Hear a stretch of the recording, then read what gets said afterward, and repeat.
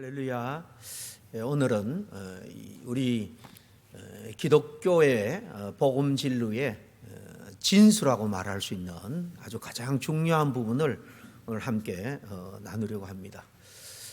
저는 개인적으로 학창 시절에 이 부흥회를 통해서 우리 학생 부흥회죠. 그리고 수련회입니다. 수련을 통해서 예수님을 인격적으로 만나고, 첫째는 창세기 1장 1절 하나님이 우주 만물을 창조하셨다라는 이 말씀이 와닿지 않아서 청년 때 고민을 했던 적이 있습니다. 그래서 하나님이 그 문제를 해결해 주시고, 정작 이제 목사가 되기 위해서 신학교에 갔는데 뭐 저희 때도 마찬가지로 복음을 그대로 교수님들이 가르치지 않고 리버럴한 자유주의 신학을 배운 분들은 이제 사회학적으로 좀 철학적으로 성경을 이렇게 해석을 하고 가르치는 분들이 있었습니다.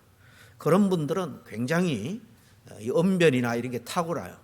그래서 정말 믿음으로 신학교를 갔는데 그런 가르침에 사실 저뿐만 아니라 신학생들이 많이 흔들립니다. 그러다가 이제 성경적인 신학이 다시 정립되면서 이제 사역자의 길로 이제 나가게 되는데요. 그때 고민이 정말로 예수님이 내 죄를 해결해 주셨냐? 예수님께서 내 죄를 십자가에서 해결해 주시고 속량해 주셨다면 우리는 어떤 은혜와 기쁨을 누릴 수 있는가? 그래서 어른들은 그 일제 식민시야 이하 고난과 또 6.25 전쟁 이후에 그 공평한 생활 가운데 우리 조상들은 그저 죽어서 천국 가는 것이 최고의 복으로만 여겼습니다. 그냥 우리 기독교는 죽어서 천국 가는 게 궁극적인 목적이고 그게 다인가?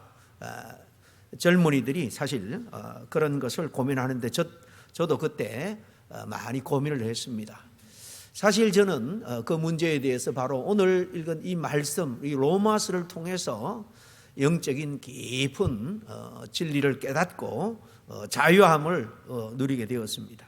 요한복음에 보면 진리가 너희를 자유케 하리라, 진리를 알지니 진리를 자유케 하리라 라는 말씀이 있는데, 그 말씀을 붙들고 실험하다가 오늘 이 로마서를 통해서 나중에 보니까 루터도 그랬고 많은 이 복음적인 그런 사역자들, 신학자들이 이 로마서를 통해서 놀라운 진리를 깨닫고 하나님 앞에 헌신한 그런 케이스들이 많은 것을 확인하게 되었습니다. 정죄에서 자유라는 제목입니다. 이 정죄라는 것은 죄를 확인하고 정한다, 뭐 한자로는 그런 뜻이죠. 그러니까 이것은 재판에 사용되는 말입니다. 잘못이나 그 허물을 이 재판관이 이 고소자나 또 검사의 이야기를 들으면서 그에게 죄가 있다라고 단정하는 것, 죄인으로 그렇게 결정해서 언도하는 것, 이게 정죄죠. 정죄. 우리는 사실 살아가면서 알게 모르게 남을 이렇게 누구는 어떻다 저렇다 정죄하는 경우가 많이 있습니다.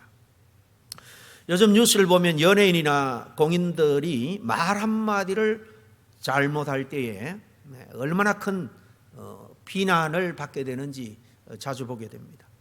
기사 하나가 올라오면요, 순식간에 수천 개의 댓글이 달리고 과거의 사소한 실수나 그런 허물까지 다 끄집어내서 정말 비난의 포화를 퍼붓습니다. 어떤 사람은 사회생활을 계속하기 어려울 정도로 큰 상처를 입기도 하고, 스스로 연예인이나 이 정치인 같은 공인들은 견딜 수가 없어서 스스로 목숨을 끊는 이야기도 종종 뉴스에 오르내립니다. 사실 이런 안타까운 모습은 비단 유명한 그런 사람들에게만 일어나는 일이 아닙니다. 우리도 일상 속에서 너무나도 쉽게 다른 사람을 판단하고 정죄한다는 거예요. 왜 저 사람은 저렇게 행동할까? 저 사람은 뭐가 문제야? 아주 판단하고 정죄하죠. 이렇게 마음속으로 이미 그가 허물이 있고 죄가 있다라고 판결을 내리는 경우가 참 많습니다. 그래서 어떤 분은 그러더라고요. 오늘날 가리켜서 전 국민이 거의 다 재판관이 된 시대에 우리가 살아가고 있다라는 거예요. 근데 여러분, 이렇게 서로를 쉽게 판단하는 세상에서 우리는 과연 행복할까 하는 것입니다.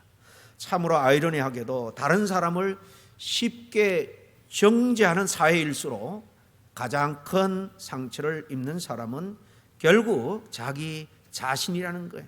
모두가 사실 피해자가 된다는 겁니다. 나도 한번 실수하면 저렇게 되지 않을까? 내 약점이 드러나면 다른 사람들이 나를 어떻게 손가락질할까? 어떻게 볼까? 이런 두려움이 사실 현대인들의 마음속에 자리 잡고 있다고 합니다. 그래서 사람들은 점점 더 자신의 약점을 숨기고 겉으로 아주 괜찮은 사람인 척 그렇게 포장하며 살아갑니다. 완벽한 그런 삶을 사는 것처럼 아주 가면을 쓰고 아주 힘겹게 살아가는 현대인들의 모습을 꼬집는 이야기들이 많이 있습니다. 그래서 심리학자들은 말합니다. 이렇게 평가와 비판이 끊이지 않는 사회에서는 사람들이 다 두려워하며 살아갈 수밖에 없다는 거예요. 죄책감과 두려움, 불안 속에 갇혀 살아가게 된다는 건데요. 남을 향했던 날카로운 칼날이 결국은 또 자기 자신을 향해 되돌아올 수도 있다는 것을 알기 때문일 겁니다. 사실 우리 모두는 어느 정도 알게 모르게 누군가를 정죄하기도 하고 이렇다 저렇다 참 쉽게 판단합니다. 그런가 하면 또 누군가의 시선을 두려워하면서 살아가기도 합니다. 그럼 여기에서 벗어날 수 있는 길은 없을까요? 과거의 실패와 그 죄책감에서 정말로 자유로워질 수 있는 그런 길은 없을까요? 근데 오늘 본문 말씀 사도 바울은 놀라운 복음을 선포합니다. 1절 말씀 우리 같이 한번 읽었으면 좋겠습니다. 시작. 그러므로 이제 그리스도 예수 안에 있는 자에게는 결코 정죄함이 없나니. 오늘 이 말씀은 우리에게 놀라운 소식을 전해줍니다. 말 그대로 굿뉴스입니다. 복음입니다. 이 복음이 우리 모두의 마음속에 믿음으로 굳게 새겨져서 세상의 어떤 도전에도 흔들리지 않고 천국 소망으로 은혜 가운데 살아갈 수 있는 우리 모두가 되기를 간절히 축원합니다. 오늘날 사람들은 꼭 누군가에게 정죄를 받았으면 힘든 것이 아닙니다. 우리가 살아가는 이 세상은 말 그대로 무한 경쟁 사회라 그러죠. 그 속에서 남과 비교해서 나는 이것밖에 왜 못할까? 또 다른 사람은 또 가까운 사람일수록 너는 왜 이것밖에 안 돼? 이런 말을 자주 듣게 되는데요. 반복해서 듣다 보면 어느 순간 다른 사람이 아니라 자기도 자기 자신을 향해서 자책하고 비난하기 시작한다는 거예요. 자기 자신을 정죄하는 자기 정죄의 경우도 많이 있습니다. 자책을 넘어서 죄책감에서 헤어나지 못하죠. 우리 그리스도인들도 심지어는 죄보다도 죄책감 때문에 더 괴로워하는 분들이 적지 않습니다. 그런 우리에게 하나님께서 오늘 아주 놀라운 선언을 들려줍니다. 누구든지 그리스도 안에 있기만 하면, 이 앵크리스토라는 것은 믿음으로 있는 거예요. 그분을 구주로 믿는 믿음으로 그분을 따르고 그분과 함께하고 그분의 인도하심을 따라서 함께 살아가는 신앙의 삶을 말하는 거예요.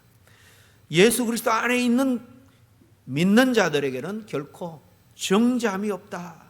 아주 놀라운 선언을 오늘 우리에게 들려주고 있습니다. 이 말씀을 많은 신학자들은 기독교 복음의 정수다, 핵심이다 그렇게 말합니다. 이 말은 복음을 가장 압축 요약해서 잘 보여주는 말씀입니다. 이 로마서 66권 중에서 이 책의 기중성에 대해서 많은 분들이 신학자들이 주장합니다만, 특별히 이 8장은 그 중에서도 보석 중에서도 보석이다. 여러분, 결혼 반지가 결혼하는 신부에게 얼마나 귀한 보물입니까? 그 중에서도 로마서 8장은 그 다이아몬드에 해당된다라고 말할 정도입니다. 그런데 이 귀한 말씀, 이 놀라운 말씀을 우리가 제대로 이해하려면 이 로마서 오늘 8장을 읽었는데 앞부분을 쭉 살펴볼 필요가 있습니다. 바울이 갑자기 8장에 와서 예수 안에 있는 자, 믿는 자에게는 결코 정죄함이 없다, 이렇게 단정적으로 그냥 말씀하고 있는 게 아니라는 것입니다. 1장부터 차근차근 우리에게 이 복음의 핵심을 설명하기 위해서 설명하면서 여기까지 데리고 온 겁니다. 먼저 1장에서 3장까지 말씀해 보면 우리 인간의 본질 자체, 인간의 근본 문제 자체에 대해서 쭉 이야기를 합니다. 유대인들도, 당시 하나님의 선민이라는 유대인들도, 이 바울이 로마 교회에 쓰는 편지가 이 로마서잖아요. 이 유대인인 바울도 자기 동족을 향해서 우리들도 하나님의 선민이지만 그러나 쭉 우리 조상들의 삶을 볼 때 다 죄인이라는 거예요. 하나님 없이 살아가는, 자기 욕심에 이끌려서 자행자재며 살아가는 이방인 말할 것도 없고요. 심지어는 자세히 읽어보면 도덕적으로 살려고, 의롭게 살려고 애쓰는 그런 사람들도 그렇고, 자기 공로로 어떤 구원의 경지에 이르려고 노력하는 종교인들도 외일 수가 없다는 거예요. 이 땅에 있는 모두는 다 죄인이다. 그래서 바울은 의인은 없나니 하나도 없다라고 이 3장 중반에 와서 결론을 맺습니다. 하나님 앞에서 모든 인간은 다 죄인이라는 거예요. 죄성을 가지고 태어나서 죄를 범하다가 죄 때문에 사망 선고, 영원 지옥 사망 선고를 받을 수밖에 없는 존재다라는 겁니다. 그리고 이제 3장 후반부터 4장에 이르러서 보면 이제 드디어 복음이 뭐냐 설명을 합니다. 우리가 의롭게 되어서, 죄인인 우리가 의롭게 되어서 하나님 앞에 구원을 얻는 것, 행위로 이렇게 의롭게 되는 것이 아니라 예수 그리스도를 믿음으로 의롭게 된다라는 사실을 차근차근 설명을 하는데요. 이렇게 믿음으로 의롭게 된다는 것을 우리는 칭의라고 하죠. 의롭다고 칭해 주는 거예요. 예수 믿는다고 우리 성품이 그 적시로 의롭게 100% 하나님 볼 때 흠도 점도 없이 변화되었다라는 것이 아니고, 여전히 재성은 갖고 있고 부족하지만은 의롭다고 칭해 준다는 거예요. 십자가의 안경으로 우리 인간을 바라보시고, 십자가에서 우리 죄를 다 대신 걸머지고 죽으신 예수님의 공로, 예수님의 의 때문에 우리를 의롭다라고 보시고 인정해 준다. 이것이 칭의죠. 이게 복음입니다. 내 힘으로, 내 노력으로, 지난번에 내 노력으로 깨닫는 것이 중요하냐, 위로 내려오는 은혜의 구원을 우리가 받아야 되냐, 제가 말씀을 드렸죠. 이 복음에 대해서 말씀한 다음에 5장에서는 한 걸음 더 나아가서 아담 안에서 죄로 인해서 죽었던 우리, 영원히 지옥 형벌 받을 수밖에 없다는 거죠. 그런 우리가 이제 예수 그리스도 안에서 새로운 생명을, 영원한 생명을 얻게 되었다라고 설명을 합니다. 죄와 사망의 나라에서 영생의 나라, 생명의 나라로 옮겨졌다라는 겁니다. 죄보다 하나님의 은혜가 훨씬 크다라는 사실을 선포합니다. 그런데 또 하나의 문제가, 그러면 우리 믿는 자에게는 남아 있을 수밖에 없습니다. 그럼 예수를 믿었으면 이제 믿는 자는 죄와 아무런 상관이 없느냐, 죄와는 완전히 끝났냐는 것입니다. 그런데 현실은 그렇지 않다는 것, 이게 문제죠. 믿는 우리들은 사실 믿고 나서도 죄와 씨름합니다. 기도해도 넘어지고요, 하나님 앞에 결심해도 또 실족하고 실패할 때가 많습니다. 여기에 대해서는 다 공감하고 인정할 수밖에 없을 겁니다. 그래서 바울은 이렇게 복음의 진술을 깨닫고 난 다음에도 이제 7장에 가보면 마지막에 이렇게 절규합니다. 이런 자기 자신을 바울은 다메섹에서 부활의 주님을 만났습니다. 주님을 박해하고 예수님을 구주로 믿는 교회를 박해하기 위해서 군사까지를 이끌고 멀리 갔던 사람이죠. 그런데 그가 부활의 주님을 만났다는 것은 믿음의 사람이 된 거예요. 그래서 이 놀라운 것을 깨달았지만은 그러나 깨닫고 난 다음에 자기 형편을 보니까 참 여전히 공고하다라고 표현합니다. 7장 24절에 오라 나는 공고한 사람이로다. 구원받았지만 그럼에도 죄와 싸우는 믿는 자의 현실을 이렇게 절규하며 탄식하고 있는 것입니다. 믿지 않는 자의 탄식이 아니에요. 예수 믿는 사람들이 죄와 싸우며 하는 그런 고백이요 탄식입니다. 그리고 이 탄식 다음에 오늘 읽은 드디어 이 8장이 시작되는 거예요. 마치 깜깜한 긴 밤이 지나고 찬란한 아침 해가 떠오르듯이 바울은 담대하게 선포하고 있는 겁니다. 그러므로 이제 예수 그리스도 안에 있는 자에게는 결코 정죄함이 없다는 것입니다. 오늘 이 복음을 온전히 우리가 듣고 이해하고 확신 가운데 살아가려고 합니다. 그래서 걱정과 두려움에서 자유를 누리기를 간절히 바랍니다. 오늘 이 본문을 통해서 첫 번째로 우리가 깨닫고 붙들어야 될 진리는 예수님은 우리의 죄만 용서하는 것이 아니라 정죄도 끝내주셨다라는 거예요. 오늘 읽으신 것처럼 1절에 그리스도 예수 안에 있는 자에게는 결코 정죄함이 없다 이렇게 말하죠. 여기서 결코라는 말은 이 원어 헬라에서는 가장 강한 부정입니다. 부정으로 되어 있어요. 그러니까 절대로 영원히 그런 말이에요. 절대로 영원히 이제 그 누구로부터 너는 죄인이다 그렇게 지적받지 않게 되었다라는 겁니다. 왜 그렇습니까? 그 근거를 3절에 뒤에 좀 더 깊이 설명하겠습니다마는 죄로 말미암아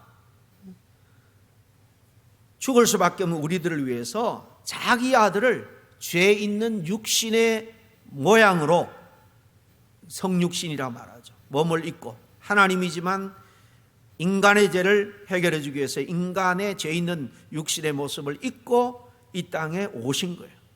그래서 거기 보니까 그 육신의 죄를 정했다. 죄를 정했다는 것은 예수님의 우리 인간의 모든 죄를 다 뒤집어 씌웠다라는 거예요. 예수님이 십자가에 달려 돌아가실 때에 그 당시뿐만 아니라 오고 오는 하나님의 백성, 믿음으로 구원 얻는 모든 인간의 죄를 다 뒤집어 씌고 단번에 영원한 완전한 속죄 제물이 된 거예요. 이게 히브리서의 설명입니다. 주님은 시공간을 초월하는 삼위일체 하나님으로서 오고 오는 하나님의 백성들의 모든 죄를 이미 2000년 전에 다 짊어지고 가신 거예요. 우리가 십자가의 은혜로 구원받았다는 것은 과거의 죄뿐만 아니에요. 미래의 죄입니다. 그렇다고 다 용서해 줄 거니까 자행자자면서 죄를 범해도 된다라는 게 아니에요. 이 놀라운 은혜를 입었다면 그 은혜에 갚는 마음으로 날마다 하나님 앞에 하나님이 기뻐하는 정직하고 정의롭고 정말 자비가 넘치는 삶을 마땅히 살아갈 수밖에 없는 것입니다. 어쨌든 이렇게 영원토록 절대로 우리에게 이제 죄를 정하지 않겠다라고 말합니다. 주님께서 우리의 죄값을 이미 다 치러 주셨기 때문이죠. 여러분 영원토록 우리 죄를 다 용서해 주셨고 더 이상 정죄하지 않는다. 여러분 법정을 한번 생각해 보시길 바랍니다. 재판장이 1, 2, 3심을 다 거쳐가지고 무고를 선언했습니다. 죄가 없다. 그런데 다음에 또 그 제목으로 재판하지는 않습니다. 일사부재의 원칙에 의해서 같은 제목으로는 더 이상 재판하지 않는다는 거예요. 이미 그거에 대해서는 완전한 재판이 끝났기 때문이죠. 예수님께서 십자가에서 우리 죄값을 모두 담당하셨습니다. 그래서 히브리서 9장에 보면 예수님께서 자기의 피로, 십자가에서 희생하신 그 피로 영원한 속죄를 이루셨다라고 말하는 거예요.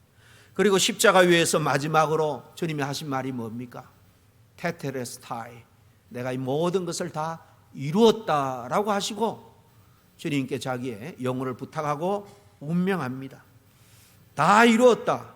이 헬라어로 테텔레스타인데요, 이것은 당시 상거래 할 때 그 영수증 계약서에서 그 영수할 때 쓰는 그런 단어예요. 값을 다 지불했다라고 할 때 테텔레스타이라고 쓰고 사인을, 도장을 찍는 것입니다. 다 완불되었다라는 의미입니다. 즉 예수님께서 우리 죄값을 완전히 갚으셨다라는 선언이에요. 그래서 하나님은 같은 죄를 우리에게 두 번 묻지 않고 심판하지 않아요. 그렇지만은 원수 마귀 사단은 계속해서 우리를 유혹합니다. 계속해서 우리 양심에 속삭이죠. 너는 또 이런저런 해로 저런 일로 해서 넘어졌지 않느냐, 실족했지 않느냐, 하나님의 자녀라고 하면서 그런 허물과 죄악을 범하지 않았느냐, 계속해서 도전해 옵니다. 그러면서 너 같은 사람이 과연 하나님의 자녀라고 신앙생활을 하느냐, 계속해서 우리를 유혹합니다. 그러나 하나님은 분명히 말합니다. 내 아들이 독생자 예수 그리스도가 이미 죄값을 다 치렀다는 거예요. 여러분, 사탄은 고소자입니다. 끊임없이 우리를 하늘 법정에서 하나님 앞에 저 인간은 죄인이니까 심판해야 됩니다. 이 이야기가 욥기서에 나오죠. 욥은 동방의 의인입니다. 하나님 앞에 그 누구보다도 정직하고 의롭게 살았는데 사단이 하나님께, 하나님이 욥을 동방의 겁으로 복 주시니까 하나님을 잘 섬기죠. 다 한 뺏어 보세요. 욥의 믿음을 시험해 보라는 거죠. 그래서 하나님이 욥의 참 믿음을 알았기 때문에 시험을 하도록 뒀습니다. 가진 재산 다 잃었습니다. 자식도 죽고요. 자기 몸에는 아주 악한 그런 피부병이 돌아서 정말 너무나도 고통스러웠습니다. 그러나 하나님은 욥의 믿음을 아셨기 때문에 그의 믿음의 회복을 통해서 다시 갑절로 회복시켜 주시죠. 사단이 하는 일은 계속해서 우리를 이렇게 모함하는 겁니다. 고소하는 것입니다. 하나님께 또 우리 마음에 계속해서 고소합니다. 그러나 우리의 구원자 예수님은 우리의 변호인으로, 파라클레토스, 보혜사로 지금도 성령으로 역사하고 있는 거예요. 사탄은요, 과거를 들투지만은 예수님은 더 이상 우리를 믿는 믿음을 통해서 우리를 품어주세요. 계속해서 십자가를 보게 합니다. 그래서 우리는 자격이 있어서 하나님께 나오는 것이 아니에요. 그 주님의 십자가의 은혜로 하나님 앞에 나오게 되는 겁니다. 여러분, 정죄는 이미 끝났습니다. 사단의 모든 고소는 다 기각되었습니다.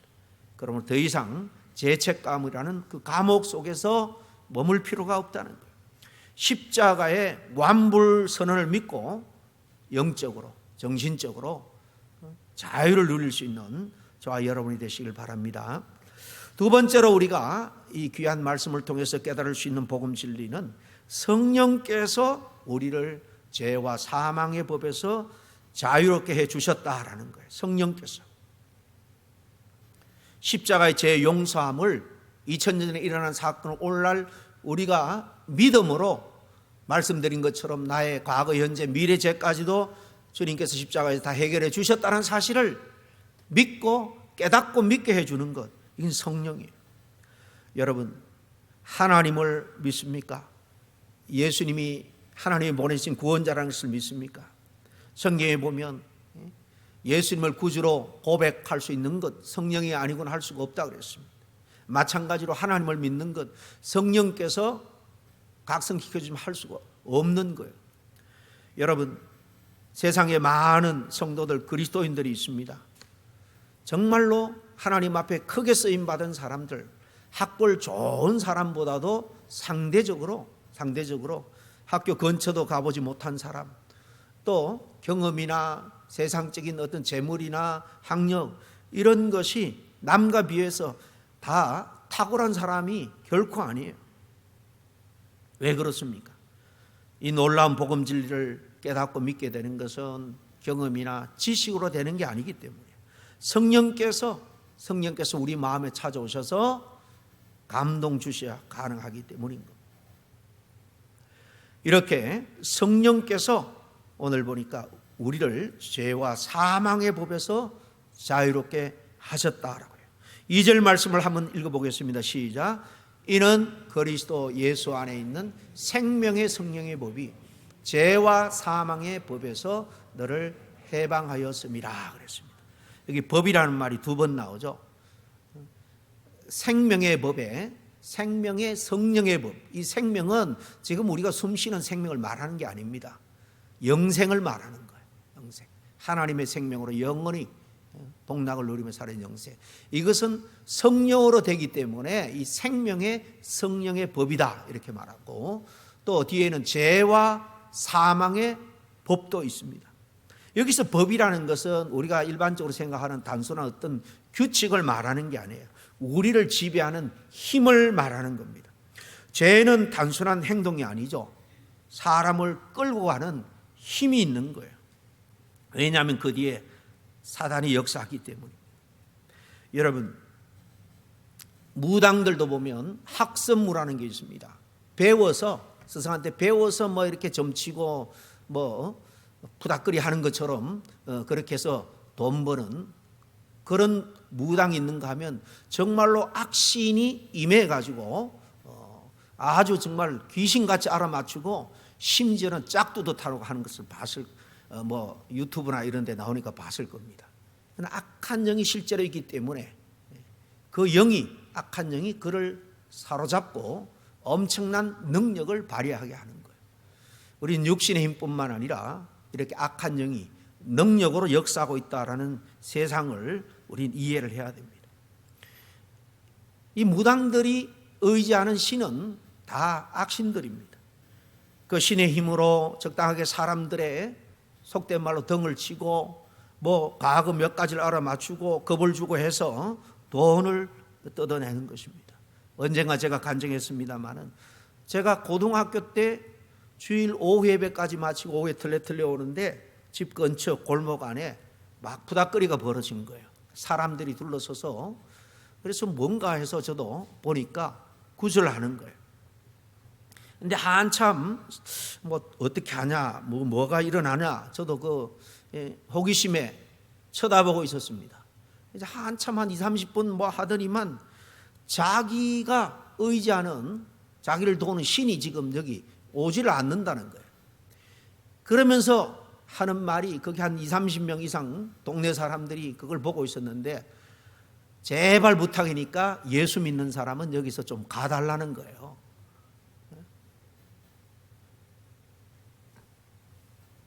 그 사람의 표현은 예수 신이 더 크기 때문에 내가 부리는 신이 여기 역사하지 못한다는 거예요. 그래서 제가 어린 마음에 그냥 단순히 호기심에 구경 갔다가 그 말을 들으니까 정신이 번쩍 들더라고요.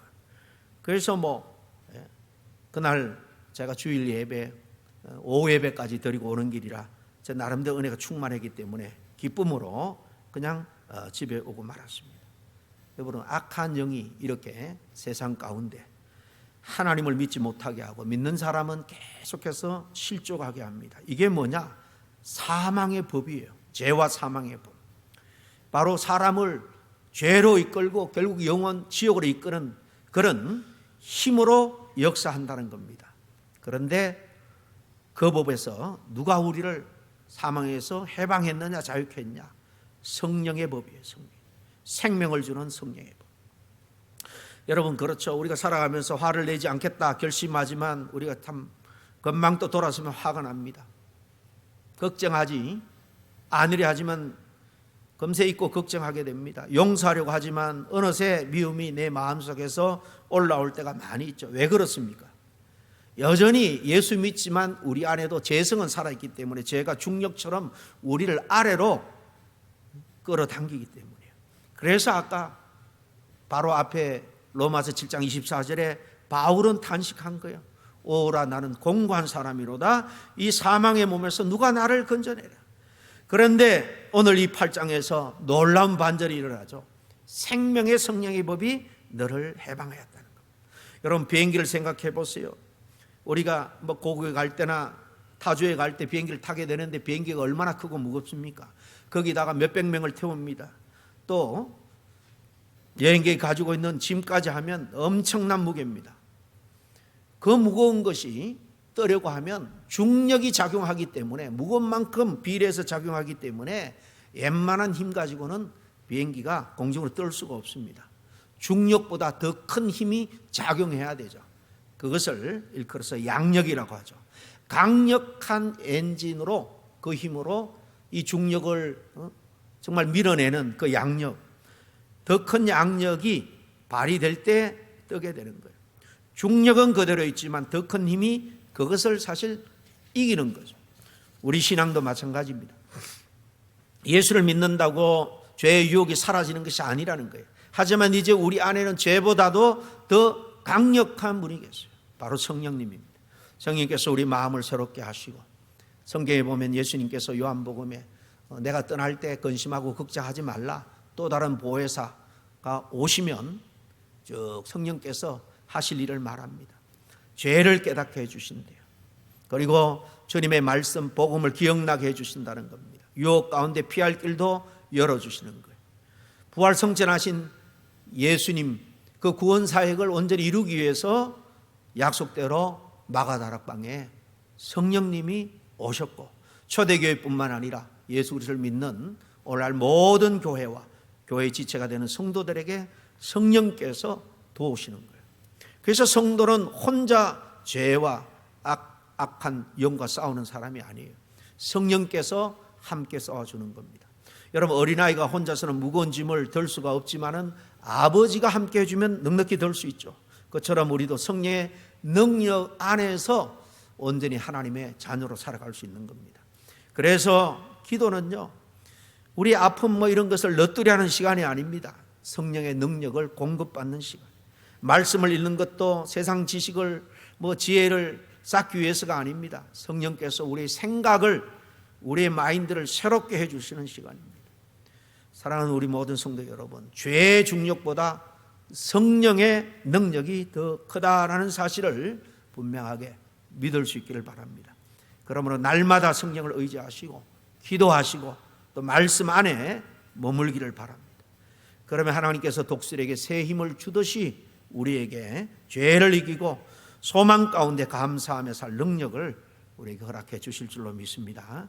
이제 마지막 세 번째로 우리가 생각할 것은요, 하나님은 우리를 이렇게 칭히 의롭게만 하신 것이 아니라 거룩하게 살아가도록 하신다라는 거예요. 의롭게 인정해 주는 거죠. 죄가 없어서 의인이다 불러주는 것이 아니고, 말씀드린 것처럼 십자가의 안경으로 예수님의 그 의로 우리 죄인인 우리를 보기 때문에 의롭다고 칭해 준다, 칭이라 그랬죠. 이것뿐만 아니라 이 땅에 살아가는 동안 거룩하게 살아가도록 하나님께서 도우신다는 겁니다. 우리에게 그 다음 구원받고 난 다음에 요구하는 삶은 성화의 삶이죠. 성화. 날마다 조금씩 주님을 닮아가는 거예요. 오늘 3, 4절에 보면 하나님께서 자기 아들 보내주신 목적을 분명히 말합니다. 우리 3절, 4절 같이 한번 읽겠습니다. 시작. 율법이 육신으로 말미암아 연약하여 할 수 없는 그것을 하나님은 하시나니, 그 죄로 말미암아 자기 아들을 죄 있는 육신의 모양으로 보내어 육신의 죄를 정하사 육신을 따르지 않고 그 영을 따라 행하는 우리에게 율법의 요구가 이루어지게 하려 하심이니라. 좀 길고 말이 좀 어렵기 때문에 금방 이해가 안 될 겁니다. 맨 앞에 보면 이렇게 되어 있죠. 율법이 육신으로 말미암아 연약하여 할 수 없는 그것, 이렇게 시작하는데요. 이 율법은 구약시대 이스라엘 백성들이 구원의 백성으로서 구원의 은혜와 능력과 축복을 누리기 위해서 지켜야 될 그 율법을 말하는 거예요. 율법. 하나님이 정하신 율법. 그런데 육신으로는 그것을 지킬 수가 없죠. 육신이 연약하기 때문에 율법 선생들, 예수님 당시의 바리새인들, 그 서기관들, 대제사장들, 예수님이 뭐라고 그랬습니까?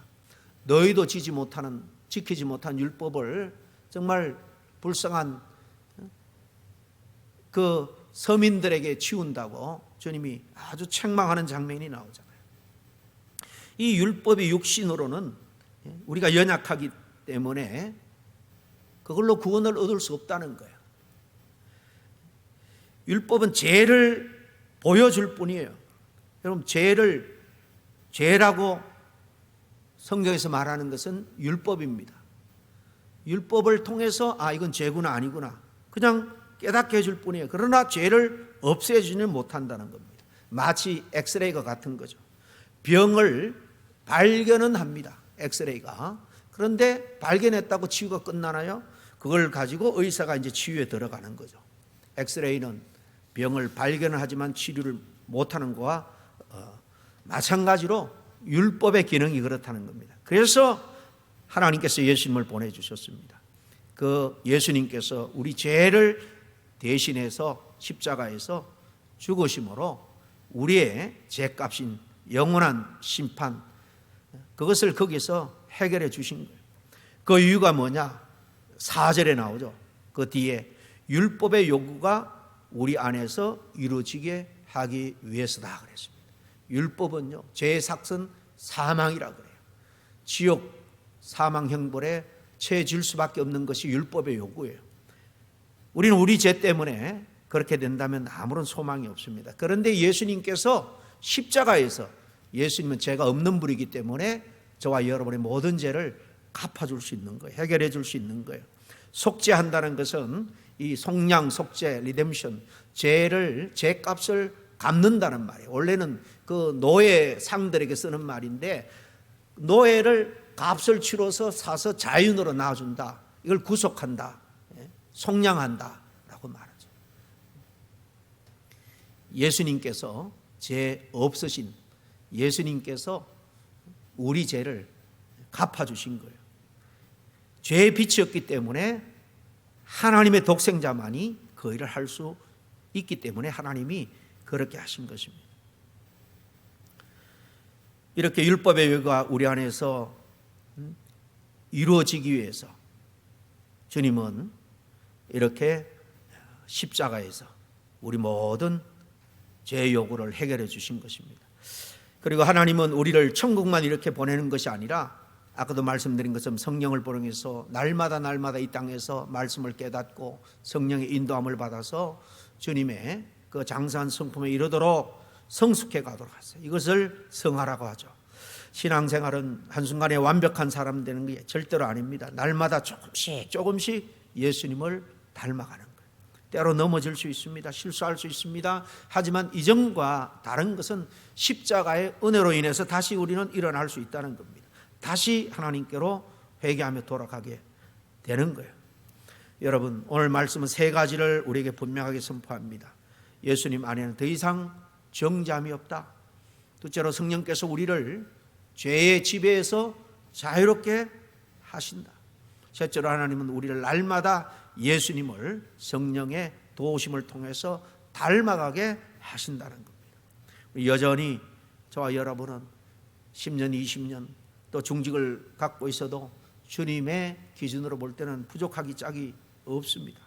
그러나 우리의 구원은요, 우리의 완전함에 세워진 것이 아닙니다. 예수 그리스도의 완전한 십자가 위에 세워져 있는 거예요. 그러므로 우리는 실패할 때에, 넘어질 때 좌절하기보다 다시 십자가를 바라보면 됩니다. 죄책감보다 하나님의 은혜를 붙들 수 있기를 바랍니다. 자신을 정죄하는 목소리보다도 오늘 들려주시는 이 하나님의 이 말씀, 이 선언을 꼭 붙들기를 바랍니다. 그러므로 예수 그리스도 안에 있는 자에게는 결코 정죄함이 없느니라. 이 복음의 말씀이 여러분의 삶을 붙드는 능력이 되고 날마다 자유와 기쁨을 누리게 하는 하나님의 은혜가 될 수 있기를 간절히 축원합니다. 기도하겠습니다. 하나님 아버지, 예수 그리스도의 십자가로 우리의 모든 죄와 정죄를 끝내시고 결코 정죄함이 없다라는 복음을 허락하심에 진정 감사를 드립니다. 날마다 우리 안에 거하시는 성령님의 능력을 의지하며 죄와 유혹을 이기며 죄책감이 아니라 이제 하나님의 은혜 안에서 담대하게 살아가게 하여 주시옵소서. 우리의 삶을 날마다 새롭게 하여 주셔서 예수님을 더욱 닮아가는 거룩한 성도로 변화되게 하여 주시옵시고, 넘어질 때마다 다시 일어나서 주님께로 돌아가게 하여 주시옵소서. 오늘도 십자가의 은혜를 붙들고 자유와 기쁨 가운데 살아가는 우리 모두가 되게 도와주셨기를 간절히 바라고 원하올 때, 우리를 위해서 구원자로 십자가 희생해 주신 예수님의 이름으로 감사하며 기도하옵나이다. 아멘.